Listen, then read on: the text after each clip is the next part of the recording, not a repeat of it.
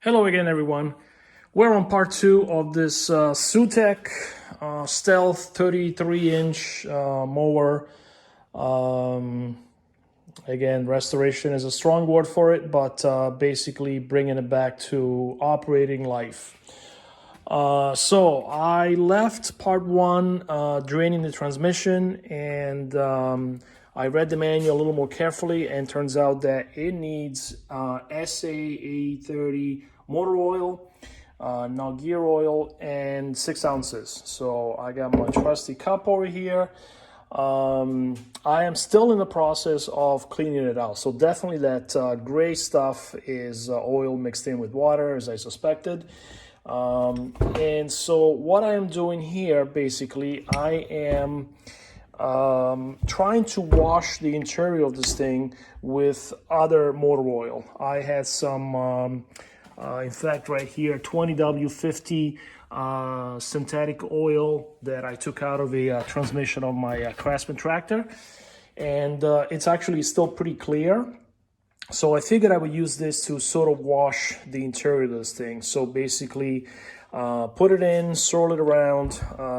Hopefully it melts a little bit of that gooey stuff that's in there, and then drain it. So I've already done that once, and it came out, it definitely came out washing out some of that stuff. When I look through the hole there, I can clearly see that the gears are coated with that stuff, and it's just stuck to the gears.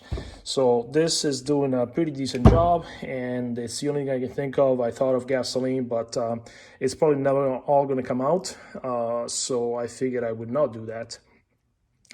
At the end of the day, this gray stuff is still lubricating, so if there's a little bit in there, it won't matter, and then over time it should wash itself out. I did take out, I don't remember if I mentioned this, I did take this out. Basically uses a 18 millimeter socket. It's nice and it is plastic, so it's not glass that it can break quickly, and it came out very easily, actually. And so I'm using that to drain the oil, but obviously because of this flat surface over here, not all of it drains, and you do have to turn it upside down and then just drain it out of here, since it has this sort of curved surface here. As I turn it around, I can see that there is a little bit of seepage through here, but again, normally this sits upside down, and there is only 6 ounces of oil, which takes up just about this bottom section. It does, the manual does say, as I knew already, to keep this half of the glass here, of the side glass, half filled. So it's only going to take about this much, so it's basically a splashing system. So this will not be an issue. The gasket that was under this cap disintegrated as I put this on and off a few times. So I was just trying to make one out of an inner tube, basically a piece of rubber, and it looks like, oh, you know what? Okay, so the gasket is actually working.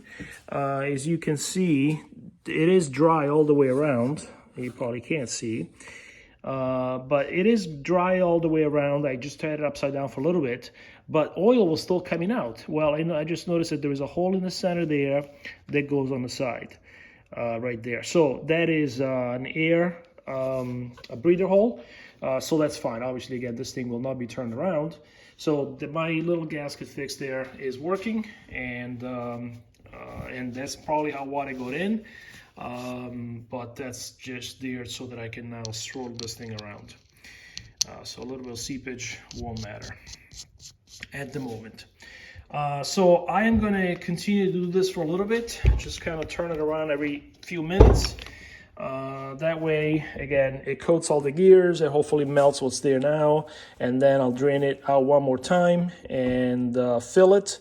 I also noticed when I was trying to fill it the first time that this hole is quite small, and when you have this closed, obviously there's an airlock, so oil doesn't go in easily at all. So what I'm going to do, I'm just going to measure the 6 ounces, close this hole right here, and just fill it from here, which is how I did it this time around. And I'm just going to put the predetermined quantity. That way it's going to be right. I don't have to check the side glass every time. So I'm gonna do that. While that is sort of washing itself out, I'm gonna start opening the cover for the valves and see what's going on in there. One thought that I had is that possibly the reason why the spark plug was out is because the compression release isn't working. These engines are known for the compression release mechanism to braking, which means you need a new camshaft. It's fairly easy to do. You do have to remove the entire engine, drain the oil, flip it upside down. There was a few videos on the internet, on YouTube, that describe that. So it's not a complicated process. Unfortunately, the part is like $80, $89, and everybody says use the original, use OEM, don't use aftermarket because they're crap. So I'm gonna check if the spring has that bounce, indicating that the compression release is there and it's working. If not, then I'm just gonna replace it. Again, putting a little bit of money into this is gonna be worth it at the end of the day. For what I'm gonna use this for, this is gonna be, it's never gonna die once I'm done with this process. I basically use it maybe 5 or 6 times a year, so it won't be an issue. I looked into the front tires as well, and apparently these things come apart. I haven't even looked at these things yet, but you can buy the hubs only or the tires, which means that they come apart. Although I don't see a way to do that in this case. Usually there's bolts and nuts over here. So this looks like it's one piece, and apparently you can buy the hub and the tire separately. Again, this not being air-filled, being somewhat solid, even though it does compress, I don't know what this means, the fact that it's off the hub. If this is just stretched over time, or I have no idea what that means. So I have to look into that. Anyway, I'm going to open up that valve cover and see what's going on. Okay, so I'm not sure if this had been opened already, because this is definitely not a paper gasket, but it looks too neat to have been done by hand. So I don't know what that means. However, I think I am good. So if you look at the bottom valve here, you can see that when I spin this, let's see if I can do this, it goes in, comes out,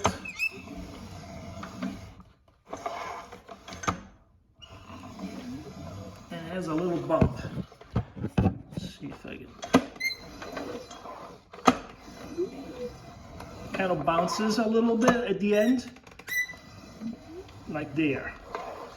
So that is a sign that the compression release is working.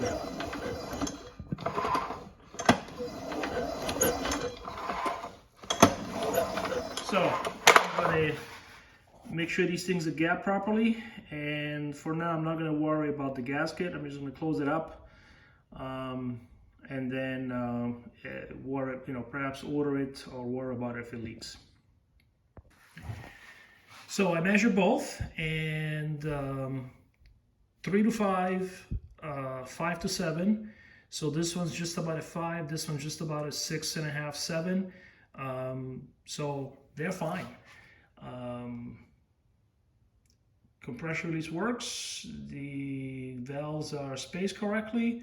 I'm going to close this up, and again, if it leaks, I'm going to change that gasket. I'm going to add a gasket, I should say, clean it up and do that later on. But first, I'm trying to get through making it operational, which the fact that this thing starts, that's kind of what gave me the okay to buy it first of all, and put some money into it in terms of maintenance. So I'm going to close that up and go to the next step. Okay, valve cover's back on, and since I have this thing up on its back, lifted it towards the back, I figured it's time to do the tires. So I removed the entire assembly, and well, I was wrong. This is sort of a semi-flat, run flat tire that does take air. So probably the issue is that this is dirty as hell and that thing is not sealing. Well, let's see if I can clean that up a little bit. I'm not taking this out. I mean, I don't know. But anyway, I'm going to try to clean that up as best as I can and then spray some soapy water in there and some compressed air and see if I can seal this up. Okay, I managed to clean it up a little bit, blow the inside out with some air and added some soapy water, strapped it so that it hopefully compresses against the sides. Let's see if this works. Okay.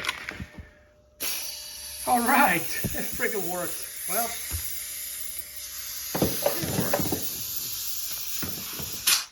it worked, but the stem blew out. Shit.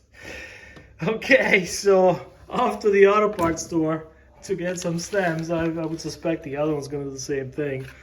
But at least it took. So all I got to do is replace that stem and hopefully this will work. Well, valve stems out on order. I might as well replace both. So yeah, so it looks like it worked. The question obviously is it going to hold air? We'll see. I tried to see if there are inner tubes for this, but again, I can't take this thing out. I tried with a tire spoon, it just doesn't budge. So maybe if I took it somewhere, I mean, these things are $40-50 a piece probably. So worth trying to spend a few bucks to see if they can be repaired. So back on this, in the meantime, basically I'm going to start reassembling this thing now that I have pretty much all the components kind of maintained. So I drained this, and sure enough, the oil came out black this time, so it definitely had a chance to kind of melt all that goop that was in there. I refilled it with exactly 6 ounces of SA30, and as you can see, it is pretty much at the halfway mark there on the side glass, so that's perfect. So 6 ounces is definitely the right amount. I put the forks back in. Tires are going to be easy to put back. Since this thing is tilted forward, it's going to give me an opportunity to see if this leaks, which it doesn't right now. I mean, eventually I should probably put a real gasket back there anyways. Easy enough to do pretty much any time. I always try to spend as little as possible to get it operational, to get the critical things working first, and then, you know, something like that can always be done later. So I am now, before I start losing all this hardware, I'm going to put back the transmission. The axle is going to go on only on one side since this belt is on order, and I'm debating whether I should get 2, but might as well, because it's a nightmare to get these things out. So I'll get 2 of these. Once those come in, then I can put it on the side, button it up, and then all the parts for the engine should be in by then as well, and I'll move on to doing some oil maintenance, new spark plug, air filters, and go on from there. So and of course, let's not forget the choke cable, which I looked more online, and this particular size I need is not out there as an aftermarket for Craftsman or other tractors like that. And of course, if you go to the Sutech website, they'll sell you this knob. They have this knob in stock, but they don't have the whole cable assembly. And actually, by the way, I noticed on their website, parts like these belts are not that expensive. So a lot of people, well, the few videos that are out there say to use original belts if you don't want slippage. Again, for what I'm going to be using for, it's not critical. And it uses 2 belts for the drive mechanism, so that if one snaps, the other one is kind of a backup. Also to transmit more power, of course. But if it's tensioned correctly, I can't see why any other belt shouldn't work. I mean, they're belts, that's what they're supposed to do. Front belts are fine. The blades, by the way, I'm not going to change those until I actually get to use this on lawn, see how those perform. Maybe I'll just take them out and sharpen them. Again, that can be done later, so I'm not going to invest the money now until I know everything else is working properly. So back to the choke cable, to the throttle cable rather, which is critical because it also acts as a choke. I hate these engines with built-in chokes, but anyways, I do have one, but it's longer. It's actually a nice cable, nice and beefy. It's a little bit too long, so I'm just going to try to cut the sleeve first, and then once I have the right dimension of the inner wire, I'm going to cut that as well, bend it, and I can't see why that shouldn't work.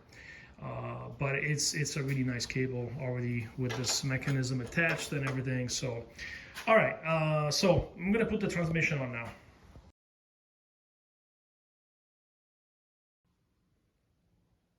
Hello everyone, welcome back to part 2 of this what I call functional mower restoration. Functional because I'm not going to do anything about rust like this, for instance, right there. It's fine, it's just making it work properly. So where I left off last time is the front tires. I actually ended up getting those fixed off without recording, and it was pretty simple after all. And basically what it boiled down to is the one stem broke, and I was able to buy a replacement, put it in I mean, it went in so easy, it wasn't even funny. And just pulled it in from the outside right here with the right tool.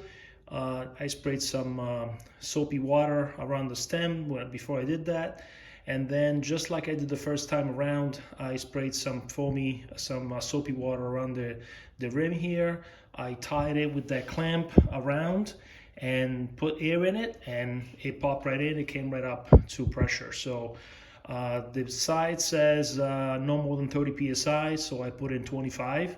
I don't know if that's right or not, but it seems to be holding. They've both been, and the other one, by the way, actually it worked just fine. I didn't even replace the stem, the valve. So that one does seem a little low, so I gotta check if it's still at 25, but I think it is. The whole mower is kind of on that side right now. So the front tires are fine. Just cleaned up some of that gunky grease there, and they seem to be working okay. Throttle cable. So I had a throttle cable from something else in the past, and it was too long, but it's a nice cable, and so I basically cut the end off of the wire. I then took the wire out and I cut the guide to the right length to match the old one. I put the wire back in, it went in no problem, and then I bent it with just literally needle nose pliers. You can see, in fact, it's a little bit too big, but I was able to bend it in an S shape, and it went in fine. So throttle cable is resolved, and that didn't cost me anything because, like I said, I already had this cable. I just realized that I routed it on the outside of the frame. Maybe it would have been better if it was on the inside, but I think I'm going to leave it alone. Use the same lever as the old one, which I kind of broke the ball here, the knob, but that's fine, and it works nice and smooth now. And also, so now I do have a choke that it goes up to when it's up in the top position. Before it wasn't even working because it was stuck. And also when I bring it all the way back, it does kill the engine. So I don't need to bother with the electrical at all. So I already tested it, and it works fine throughout the range, choke, and again, when I pull it back, it kills the engine. There is a switch built in here, and it's wired, it's grounded, so it works fine. So throttle cable is resolved. I did change the oil filter already. Drained the oil, changed the filter, and refilled it, so that's all set. I changed the fuel filter with a new one. This one seems to be loose, but I think it's fine. Fuel pump. I am going to keep the shut off. I like to, like I said, or I mentioned earlier, to shut off the engines by killing gas, so there is as little gas as possible in the carburetor. Speaking of carburetor, you know, I should probably clean that, but you know, this thing started after I replaced the oil. I tried it out. By the way, I did put in a new spark plug as well, so I wanted to try it out, and with one pull it started right up. Once the choke was properly engaged, it started right up. So I'm not going to screw with the carburetor right now, because I'll probably have to change some O-rings or gaskets or whatever. So until it becomes a problem, I'm not going to bother with it. I talked about the transmission last time. I took it out, emptied it out, cleaned it. There was definitely water in the oil there. They must have gotten in through this cap right here, and that's been refilled, put back in. The belt underneath is put in. The axle is back on. Only on the other side is in place. Okay, so this side is already in place, tires back on, and now I just received the replacement belts. So I'm going to be putting those on, and then I can obviously put that tire on. And after that is done, I am going to show you how this thing works. All right, so let me get to that. Well, the rear axle, the belts and the rear axle are finally back in place. I just tested it. Again, the engine started first pull, oil level is still fine. The mower engages. You do have to keep this lever down and then engage this guy, and then it'll stay. Otherwise it pops back up. If you try to engage it without the levers down, the safety levers, then it doesn't stay. I guess that's cool. Many levers here that ensure that you have both of these guys down. I also noticed when I first put that transmission back on, I noticed that the belt, there is no slack under the belt, underneath where the belt connects to the engine. And so as long as the engine is spinning, that transmission is spinning, which means it's making that gear go. But I just realized that now that I put the belt on, that these belts are slack. Even with one of these levers engaged, there's still enough slack so that the belt doesn't engage. Both belts, I should say. And so the mower doesn't move. So you can put this lever down, engage the mower, and then when you crank down the other lever, that's when it picks up more, removes more slack from the, puts the belt, more tension on the belts, I should say. And then the mower starts walking. I tested it in first gear. It's actually slow enough, and I actually even went in second gear. Third gear, I think it's quite fast. So if I'm doing a large area, a long trail, I can see because it's you're trotting at that point. Again, front wheels are still okay. Holding air.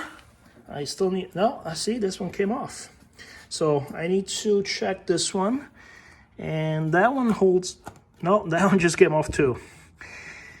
So these wheels are in fact a problem. Maybe the best solution is to slime them up and fill them and make them solid and forget about it. Or maybe use a sealant around the rim, like you would do on aluminum rims, car tire rims, and see if that works. The cost of either one is probably the same thing. And if I slime them up and fill them, then I never have to worry about leaking air. So I might do that. Again, that's an external thing that can be done at any time. Again, these belts are fine, and this one looks brand new, so it's good to go. I'm going to put the cover back on, clean it up just a tad, maybe a wire brush, but I'm not even going to bother. Just going to put the cover back on, and these bolts are okay. And then I will remove all this electrical stuff. or maybe I'll leave it on. I mean, whether it sits in a drawer somewhere or it stays on the mower, it's probably the same difference. So I'll just clean this up and tie these wires down somehow. Yeah, that's what I'm gonna do. I'm just gonna leave it alone. No sense in having this stuff hanging out in a drawer. Yeah, so the next thing I want to tackle is the fact that this did not come with any kind of a chute protector here. It came with this metal bagger, which is great, but I don't need it. I mean, this is really nice, but I don't plan on doing a finishing mowing job. This is, like I said, it's just for rough cut lawn and trails. Also, I noticed, I think the mowing deck is a little bit too high for what I need to do. So I'll probably be lowering. It almost even looks like the front is a little bit lower than the back. So maybe I'll leave the spacers in the front alone and just lower that guy back there on both sides, 1 notch. So the chute, it would be nice to be able to, let grass go out of the side. But really, I don't even need that. What I mostly need is mulching, especially on trails. I do want that stuff to stay there so that it can prevent weeds and more shrubs from growing back on those trails. So I will probably fashion a cover, try to use these holding points and tilt it down, bolt it down or something. Basically just an L-shaped bracket that just sits there. As long as it's heavy metal enough to not bend, I should be able to just use these 2 points right here and call it a day. And then that bagger will just sit in the garage for the rest of its life, I guess, unless anybody wants it. I mean, Southern New Hampshire, come take it. Anyway, yeah, so I will, and then eventually I want to take this to high pressure washer to it and just give it a little bit of a cleaning. I mean, it's really clean. There is really not any grease or oil or anything like that. I did make a little bit of a mess. You can see that the brakes are shiny. That's oil. When I was draining the oil there, the whole thing fell into the oil pan and kind of made a mess in my garage floor and everything. So I'll probably take it to a car wash and give it a little bit of cleaning up. Put the front cover back on, clean up these wires, and again, I'm gonna make something there for to close that chute so that it kind of mulches up whatever I cut, whatever I mow. They do make 12-inch mulching blades for this. Again, I don't even, but they're like $18 a piece, so that's a lot of money to put into something like this that I use for cutting my trails. So I'll probably just sharpen what's there, put that cover on, and call it a day. So I'll fashion a cover for it and show you what that looks like before I close this video. Okay, so like I said, cleaned up some wires, put those covers that are back on that are around the battery. Battery normally goes on top of that. Not going to go there.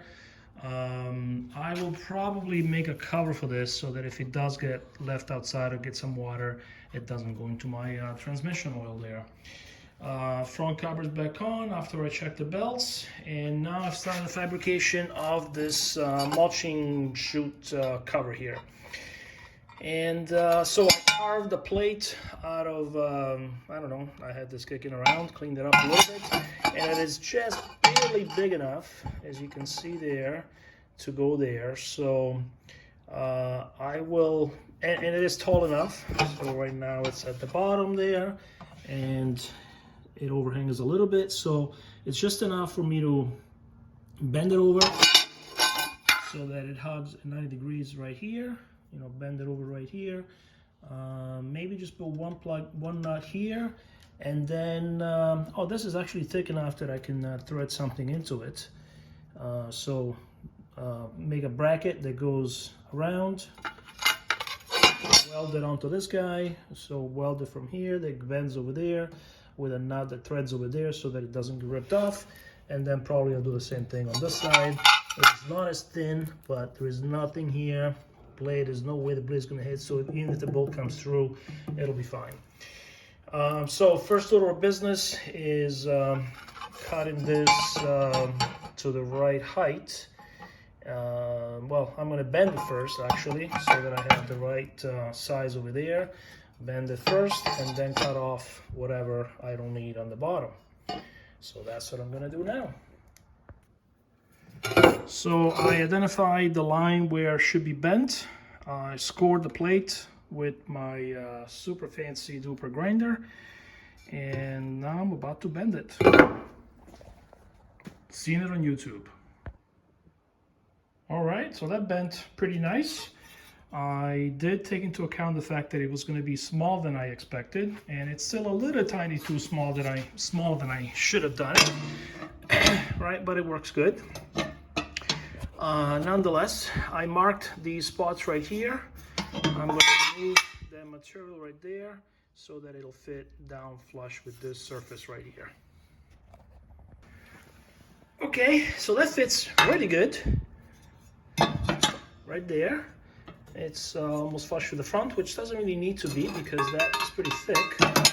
In fact, I might cut off a little more right here so that I can scoot it back just an eighth of an inch.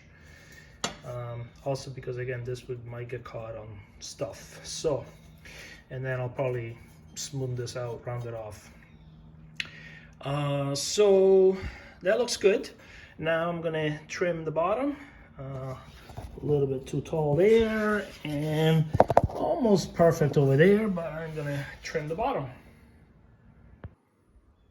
All right, so I carved a little strip of metal out of my piece of scrap, and this will be cut in half, and then it'll be drilled on one side. And then, like I said, I'm going to wrap it around here.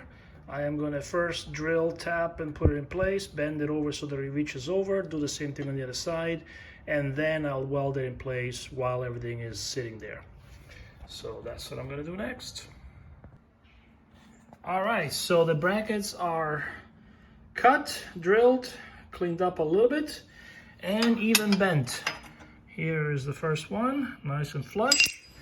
And here is the second one, also nice and flush. So now, like I said, before I weld, I am going to pick a spot, drill and tap, and bolt it in with these bolts I got off of a Craftsman tractor. This should be self-tapping somewhat. And yeah, see what happens. All right, so this worked out just as planned for once. Brackets are bolted in, and the self-tapping worked really good with my power ratchet. So now it's welding time, although I think I'm just going to drill this hole first. Now that it's up, I can reach underneath, mark it, drill it, and be done with it. And oh, but you know what? If I were to drill a new hole somewhere right there in the center from the top without even bothering what's underneath, then I can just use another self-tapping bolt. See, thinking about it, talking about it actually helps, because that's easier, zip zip, and you're done. I don't have to worry about a knot on the other side.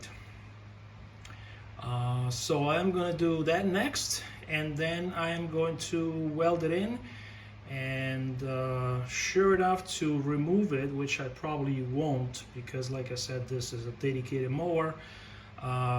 You need tools to undo those two bolts and then kind of lift the whole thing up, because it's going to be caught by this curve right here. But again, I'm not going to remove it. So so once it's welded in, bolted down, secured, which actually, you know what, I don't even think I need that bolt on the top. I mean, right now it's just held in place by pressure, and this thing is not going anywhere. So yeah, I'll just throw that in just for the hell of it. But yeah, so once it's all welded up, then I'll come back and clean it up. I will close this hole too when I weld that bracket. I'm not gonna bother. I don't know if I have maybe I'll just hammer that in place right now. Actually, close that gap. Yeah, that's what I'm gonna do. Kind of bang it up a little bit. Round off this bull nose, this corner right here, and yeah, let's see what it looks like. Well, my welds are crappy as usual, but they clean up. It'll clean up okay. I even patched that hole. No, I made another hole. So I'll, yeah, I don't think that goes through, so that's fine. Obviously I could have put that, just a little button weld on the other side, but that would have been too much work. So I will take it out now and clean it up. I gave it a little banging there to close that gap. Actually, now that it's welded, I'll do that again. And then I'll clean up all the sharp edges, give it a spray paint coat just for preventing major rust. And I did put that bolt in there just as a freebie, and it's good to go. Well, I think we're done here. It actually goes on quite easily, drops right in, nice and solid, there's no wiggle. Wow, I can't believe I actually did this myself. The 3 bolts go there, self-tapping, so I don't have to screw around with nuts. And yeah, that's it. Like I said, I'm just gonna give it a little banging here on the corners once I put it in. Give it a coat of spray paint to make it look pretty for the chipmunks. And yeah, I think this guy is done. I haven't even put in fresh gas yet, so which I'm not going to, because it's just going to sit the rest of the winter. I cannot think of anything else I should do to this guy other than, like I said, I do want to put some sort of a cover there. It's just a matter of even if I get a piece of wood. But that's something for later on when I have the material, which I don't right now. I run out of all my scrap. And yeah, so anyway, this was a fun little project. Cleaned it up, I made it functional again, addressed a bunch of problems that were probably created over the years. This was probably used, I know, not probably, it was used professionally, so I'm sure that they have no time to screw around and make it look pretty. The oil was so black that it was probably hadn't been changed for a while. But so I'm sure it wasn't maintained very well. But that's why these things are industrial materials and sizes and whatnot. So they do last a little longer. But now, and the first thing being the engine, now it's all back together. It works, I think, the way it worked on, from day one. Yeah, so anyway, this was my attempt to make this thing functional again, which I believe I succeeded. And it looks clean, it looks safe, and it starts again first pull. So now that I have that cover, I am going to be able to just mulch, as opposed to having to use that bagger or have rocks and whatnot kicked out off the side. So that's it, it's good to go. So once again, fun little project, and made a cheap purchase even better, given that it turned out really good. Again, those tires in the front, I haven't addressed that. As you can see, they seem to be closing themselves back up on the rim. I'll address that later. And also, I only ran this for a few minutes. As I said the first time, I was going to look into whether this needed a new gasket or not. It's not leaking yet, so I'm not going to mess with that. And eventually, I think the carburetor will need a cleaning, or as you know, it's probably easier to just buy those aftermarket ones and pop that in. They work for a while, and then that's it. Anyway, fun little project, and hope you found this useful for yours, and thank you very much for watching. Bye.